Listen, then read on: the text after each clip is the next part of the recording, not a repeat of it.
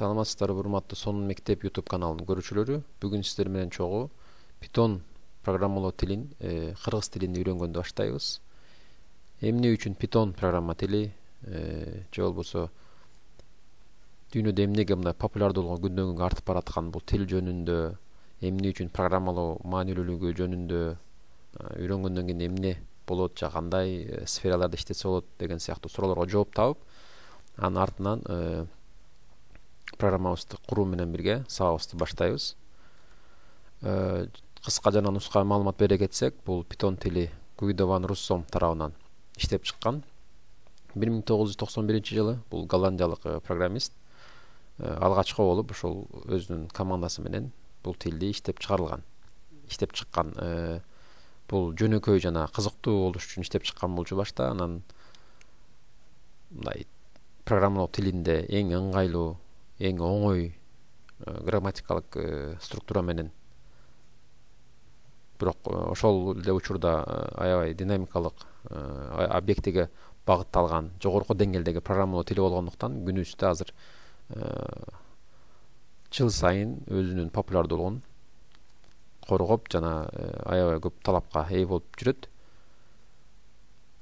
Бул тил аркылуу веб серверлерде веб иштеп чыгарууда, программалык камсыздоодо, математикалык жана системалык скрипттер үчүн колдонулуп, көптөгөн сфераларда аябай мындай популярдуу болуп жүрөт бул тил.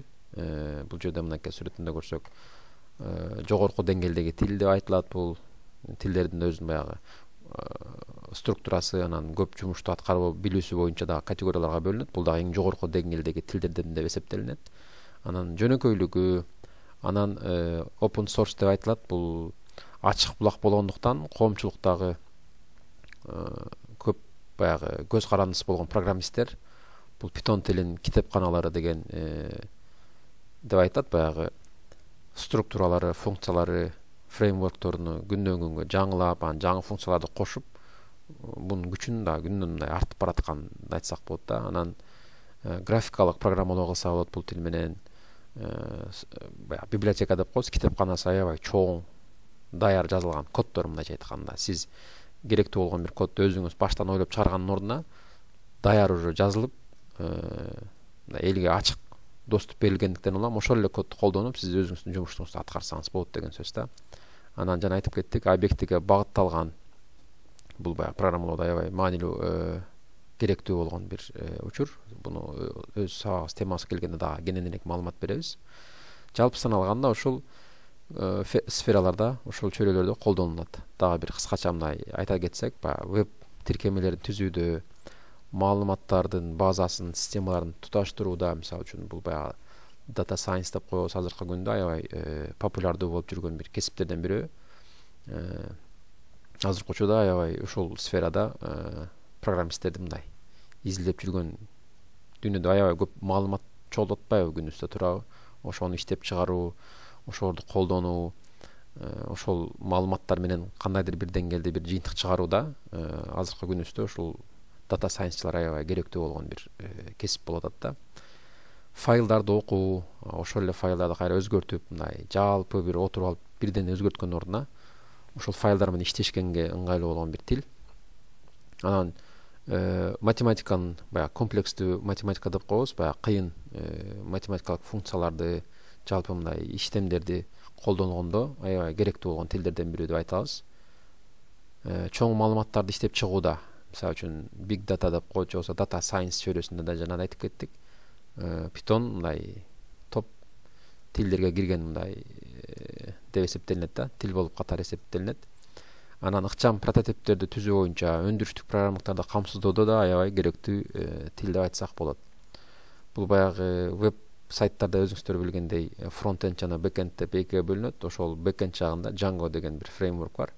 Ошо аркылуу мындай сервер жактарынын мындай иштерин оңой түзүп иштегенге мүмкүнчүлүк берет. Маалыматтарды талдоодо азыркы күнүбүздө баягы аябай популярдуу болуп күндөн күнгө өнүгүп бараткан AI дейбиз го, жанагы artificial intelligence, же болбосо жасалма интеллект жана илимий эсептөө чөйрөсү болуп атпайбы? Ошол жактардагы аябай оңой анан бат иштеген тилдерден бирөө. Бул сүрөттө да ошол жалпы мындай сүрөт аркылуу көрсөтсөк болот. Веб тармактарында колдонулат, бэкенд жактарында, десктоп компьютерде колдонулган софтвер программаларында, application колдонуп жүргөн приложенияларыбызды эме алсак болот.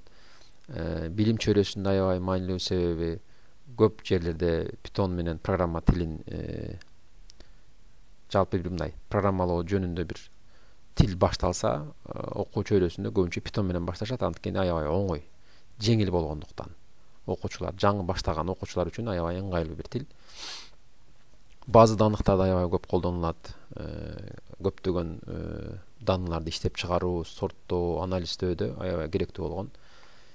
Сетевой network programmingде колдонулат. Анан game development дейт, баягы оюн жасаган чөйрөдө дагы кээ бир жерлерде колдонулат. Анан 3D графикасында дагы колдонулган учур бар. Бул жерде көрсөңүздөр, өзүңүздөр байкасаңыздар болот. Мобильный приложение деген жери жок да. Python'дун жалгыз мындай минустарынан бири ошол. Пока мындай мобильный приложение жасаганга эме ал платформада пока өнүгө элек, өзүн мындай көрсөтө элек. Ал жакта көбүнчө Java, C, C# сыяктуу башка тилдерди колдонушат. Анан бул жерде болсо ошол дүйнөдөгү эң көп колдонулган фирмалардан, Python'ду колдонулган фирмалардын списогун көрсөк болот, тизмесин көрсөк болот. Мынакей YouTube'да колдонулат дейт, Google'дун. Бул жерде баягы ошол Python менен жасалганбы деген суроо болушу мүмкүн. Бул жерде ошол сайттын же болбосо ошол жерде колдонулган маалыматтын данныйларын анализдөөдө балким иштеп чыгарылган жери болушу мүмкүн. Бул сайттын эмелери ар кандай да, мисалы NASA'нын өзүнүн толтура данныйлары бар. YouTube'да ошол видеолордун канча просмотру, канча лайк, канча комментарий деген сыяктуу баягы толтура эмелери бар да, алгоритмдери бар. Ошолорду эсептеп чыгарып, сиз эмнени издеген болсоңуз ошого жараша баягы ошол сыяктуу ошол видеого жакын бир контенттерди көрсөтүп атпайбы? Ошол сыяктуу алгоритмдерде бат иштеши үчүн Python колдонулган болушу мүмкүн балким. edX мисалы үчүн онлайн платформа, онлайн курс берген сабактарда сервер жагын колдонгон болушу мүмкүн. Quora мисалы баягы элдердин маалымат бөлүшүүсүндөгү аябай чоң бир платформалардан бирөө. Spotify мисалы үчүн музыка укчулар жакшы билет болуш керек. Бул жерде да мындай колдонулган аябай көп маалыматтар бар да. Instagram'да да сыяктуу баягы көптөгөн мындай данныйларды иштеп чыгарууда бат иштеген программалардан бирөө. Азыр бул жерде бир сайтка ссылка берген болчумун. Мынакей топ 10 жакшы, эң жакшы программалоо тилин үйрөнүү 2023 жылы кайсыл өнүккөн тилдер боюнча бир аз маалымат бар сайт бар болчу. Мен муну Google'дан издеген эле биринчи чыккан сайтта. Бул жерде мындай таң калыштуусу ошол да биринчи очередте ошол Python дагы кайра көтөрүлүптүр. Мурдагы жылдары 2-3 жүрөт болчу. Анан кайра чыгып, кайра түшүп жүргөн да. Бирок азыр эми кайра Pythonго мындай көңүл бурулуп да биринчи местага чыкканы дейт. Эмне үчүн Python дегенде бул жерде баягы айтып өткөн сөздөрдөн кыскача айтып кеттир да. Жогорку деңгээлдеги тил, популярдуулугу, жанагы оңой болгондугу жаңы үйрөнгөндөр үчүн мисалы. Бирок ошого карабастан мындай жогорку деңгээлдеги бир тил болгондугу. Анан мынакей best for beginners дейт, жаңы үйрөнгөндөргө жаңы дейт турабы. Үйрөнүүсү оңой, жана окуусу, жазуусу. Анан бул жерде балким англис тилин билгендер болушу мүмкүн. Англис тилиндеги көп сөздөргө мындай мааниси катары да аябай жакын да, оңойраак. Анан бэкенд жакта колдонулат, web development'та, data science'та, автоматизацияда, deep learning applications сыяктуу аябай көп эмелерде колдонулат. Анан жылдык башталгыч бул баасы 96.000 тегерегинде экен. Бул Америкада болгон баа. Жылдык алган айлык акчасы ушул тегеректе башталат дейт. Бул деген сөз дүйнөнүн бардык жеринде Python'ду үйрөнсөм ушул акчаны табамбы деген суроо келиши мүмкүн, бирок көнүбүздө баягы эме деген бар да, Кыргызстанда болобу, башка өлкөдө болобу, иштеп жашаган жеринен туруп дүйнөнүн ар бир жагынан заказ алып иштеп, аутсорсинг деп коебуз. Же болбосо баягы фрилансер катары болуп иштеп жүргөн толтура программисттерибиз бар. Бирок акчасы Кыргызстандын шарттарына салыштырмалуу кыйла жакшы болушу мүмкүн да. Бирок дүйнөдө аябай ушинтип иштеп жүргөн программисттер аябай көп. Программист болгондун бир жакшы жагы ошол да. Мындай офис же белгилүү бир жакка барып иштеген шарт эмес. Отурган компьютериңиз менен интернетиңиз байланган болсо, жашаган жериңизде болобу, паркта болобу, кафеде болобу, отуруп жумушуңузду аткара берсеңиз болот. Анан бул жерде дагы бир эки эме бар экен. Stack Overflow деп аябай мындай программисттердин билген жакшы сайты. Көп суроого, көп программалардын чечимдерин тапканга мүмкүнчүлүк берген жер. Бул жерде 66% ошол Pythonду жактыргандар дейт. Анан топ 1 дейт. Бул ар бир баягы сайт платформаларда жыйынтыктары да. Аябай мындай эмеси жакшы үйрөнгөндүн башталгычы. Open source болгондугу жакшы жагы, мындай акча төлөгөн кереги жок, элге ачык. Өзгөртүлүү эме жактары бар, өзүңүз каалагандай функцияларын өзгөртүп жазсаңыз болот. GUI фреймворктору бар. Windows'та дагы, Linux'та дагы, Mac'та дагы иштей берет.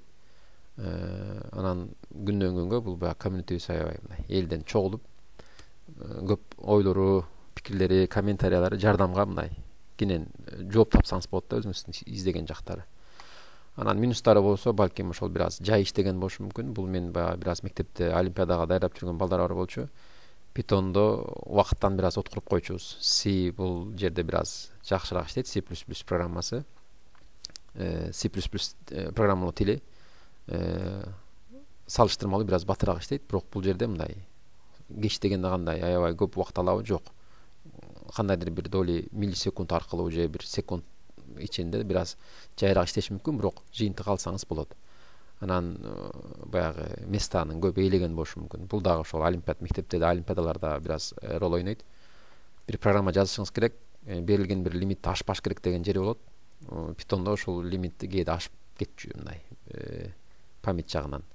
Анан мобильный приложенияга пока мындай доступный эмес, ошол жагы жана да айтып кеттик. Бул минустарынан бири болушу мүмкүн.